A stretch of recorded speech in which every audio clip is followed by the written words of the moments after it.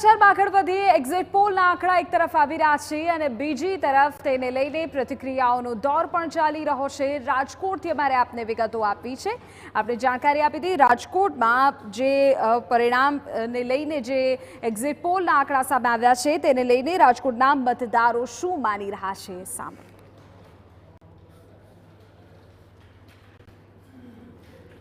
લોકસભા ચૂંટણીનું મતદાન પૂર્ણ થઈ ચૂક્યું છે ને હવે મતગણતરી છે તેને હવે ગણતરીના દિવસો જ બાકી રહ્યા છે। 4 જૂનના રોજ મતગણતરી છે।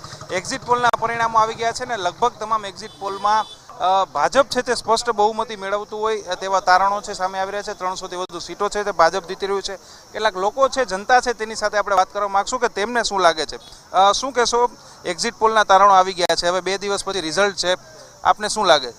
બીજેપી 100% આવે છે અને 350 સીટ ઉપર આવશે બીજેપી। શું કારણ શું લાગે છે?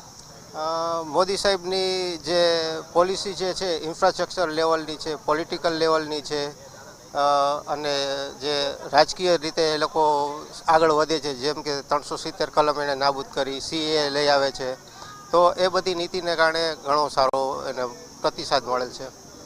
મોદી સરકારની નીતિઓના કારણે ભાજપ સરકાર આ વખતે પણ આવશે તેવું લાગી રહ્યું છે। અન્ય પણ કેટલાક લોકો છે તેમ સાથે વાત કરવાનો પ્રયત્ન કરશું। શું કહેશો, આ વખતે એક્ઝિટ પોલમાં તમામ એક્ઝિટ પોલમાં 300થી વધુ સીટો ભાજપને મળી રહી છે, આપને શું લાગી રહ્યું છે? હા, કન્ફર્મ જ છે, ભાજપ 100% આવી જશે। એમના કામોને જોતા લોકો એને 100% બહુમતીથી જીતાડશે એવું અમને લાગે છે અત્યારે। કયા કારણોસર તમે ભાજપને મત આપ્યો છે ને રાજકોટ સીટ ઉપર એવું કયું કામ છે કે તમે એ જોઈને ભાજપને મત આપ્યો? પર્ટિક્યુલર ભાજપ એક હિન્દુત્વને વધારે મહત્ત્વ આપે છે અને વિકાસના ઘણા બધા કામો એણે ખાલી ગુજરાતમાં નહીં પણ ભારતભરમાં કરેલા છે, જે બધાના ધ્યાનમાં લેવાયેલા છે।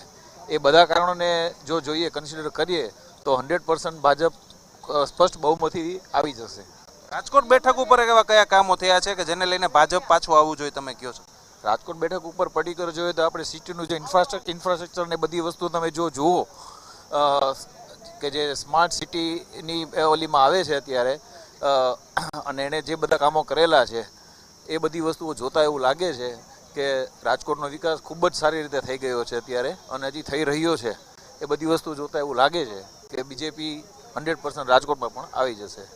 રાજકોટ બેઠક ઉપર એક જોરદાર જંગ જામ્યો હતો। ભાજપ અને કોંગ્રેસના બંને દિગ્ગજ નેતાઓ હતા, પરેશ ધાનાણી હોય કે પરસોત્તમ રૂપાલા હોય, અને ભાજપ વિરુદ્ધ ઘણું બધું વાતાવરણ પણ ઊભું થયું। આપને લાગે છે કે આમાં ભાજપને કંઈ ફરક પડશે કે પછી ભાજપ રિપીટ કરશે? ના, મોદી સાહેબ અહીંયા કંઈ ફેર પડે એમ જ નથી। મોદીને જ બધા મત આપે છે, કોઈ પર્ટિક્યુલર કોઈને ઊભા હોય એને મત નથી આપતા। એટલે તમે એવું કહેવા માંગો છો કે સ્થાનિક ઉમેદવારને કોઈ નથી જતા, ઉપર કેન્દ્રમાં મોદી સાહેબને જોવે છે? સાહેબને હિસાબે ઇન્ડિયામાં બધા મત આપે છે અત્યારે। રાજકોટ બેઠક ઉપર એવા કયા કામો કે જે તમને એમ ગમ્યા હોય કે?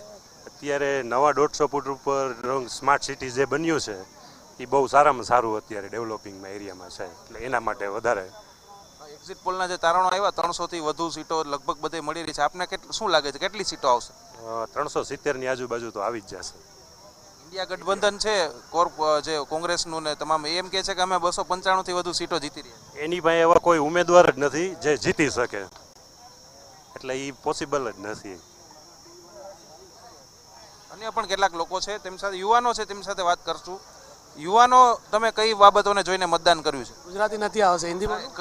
किस मुद्दे को ध्यान में रख के आपने मतदान किया? मुद्दे को तो स्टेबल गवर्नमेंट चाहिए थी जो मतलब 5 साल तक स्टेबिलिटी ला सके, तो उसके लिए मोदी जी सही है, इस हिसाब से ही किया है। बाकी अनएम्प्लॉयमेंट और वो थोड़ा है ही, ये इशू है, अनएम्प्लॉयमेंट है, महंगाई तो बहुत बड़ा इशू है, पर ठीक है कि स्टेबल गवर्नमेंट रहेगी तो थोड़ा सही रहेगा। अनएम्प्लॉयमेंट की बात की आपने, आपको तो अनएम्प्लॉयमेंट है तो ये सरकार चेंज होनी चाहिए या यही सरकार होनी चाहिए? अनएम्प्लॉयमेंट है, लेकिन जो आने वाली सरकार है वो जो कांग्रेस का गठबंधन है वो भी इतना वो लगता नहीं है पावरफुल जो अनएम्प्लॉयमेंट पे कुछ कर सके। तो आपको लगता है कि अच्छा ऑप्शन हो तो लोग उसको पसंद करें, पर अभी तो ये मोदी सरकार बराबर? अच्छा ऑप्शन हो तो लोग उसी तरफ जाएंगे, पर अभी अच्छा ऑप्शन नहीं है, इसकी वजह से मोदी जी रिपीट होंगे। લોકો છે તેમનું પણ ખાસ કરીને માનવું છે કે મોદી સરકાર છે તે જ રિપીટ થશે। એક્ઝિટ પોલના મુજબ જ લોકો મોટાભાગે માની રહ્યા છે। અન્ય પણ એક નાગરિક છે, આપને શું લાગે છે રાજકોટ બેઠક પર? પરસોત્તમભાઈ રૂપાલા આવશે। શા માટે? ભાજપ જ છે બધે। શું એવું રૂપાલામાં શું લાગે છે? રૂપાલા સારો માણસ છે. પરેશ ધાનાણી છે તે પણ કોંગ્રેસના એક સક્ષમ નેતા છે. એ વાત પણ સાચી છે, પણ પરેશ ધાનાણીનું કામ ય સારું છે. અમરેલી ડિસ્ટ્રિક્ટમાં ઘણું કામ સારું કર્યું છે, પણ અટાણે માણસના નેચરની અંદર ભાજપ જ છે તો બીજું શું. ક્ષત્રિય સમાજનું જે આંદોલન થયું હતું, ખાસ કરીને રાજકોટ બેઠક ઉપરથી જે આખું આંદોલન ઊભું થયું હતું, એની કોઈ અસર પડશે એવું લાગે છે તમને? ના ના, જરાય નહીં. થોડા ઘણા મતોમાં કઈ ફેર પડશે એવું લાગે છે? જરાય નહીં. રાજકોટ બેઠક ઉપર કોણ અને કેન્દ્રમાં કોણ? કેન્દ્રમાં તો નરેન્દ્ર મોદી છે જ. રાજકોટમાં પરસોત્તમ રૂપાલા છે. કેટલી સીટો લાગી રહી છે? એ ભાઈ 300 કાસમાં સીટું તો આવશે. જો વિપક્ષ દાવો કરી રહ્યું છે કે અમે 295 થી વધુ સીટો જીતી રહ્યા છે. આપને આમાં કેટલો દમ લાગી રહ્યો છે? નહીં, જરાય નહીં. લોકો છે તે ખાસ સ્પષ્ટ જોવા મળી રહ્યું છે કે મોટા ભાગના લોકો છે તેઓનું પણ એક્ઝિટ પોલની જેમ જ માનવું છે કે સરકાર છે તે ભાજપની જ બનશે અને જે અત્યારે ફરી એકવાર ભાજપ મોદી સરકાર છે તે કેન્દ્રમાં પીએમ મોદી છે તે ફરીવાર કેન્દ્રમાં સરકાર બનવા જઈ રહ્યા છે ને લોકોનું પણ એવું જ માનવું છે કે 300 થી વધુ સીટો સાથે પીએમ મોદી છે, વડાપ્રધાન મોદી છે, ભાજપ છે તે ફરી એકવાર સરકાર બનાવશે. હવે 4 તારીખે જોવાનું રહેશે કે એક્ઝિટ પોલ છે તે કેટલા સાચા છે ને કેટલા સીટો સાથે ભાજપ સરકાર બનાવે છે કે પછી એનડીએ ઇન્ડિયા ગઠબંધન છે તે પોતાના દાવા મુજબ 295 થી વધુ સીટો લાવીને સૌને ચોંકાવે છે. કેમેરામેન ભાવેશ લશ્કરી સાથે રોનક મજીઠિયા, TV9 રાજકોટ.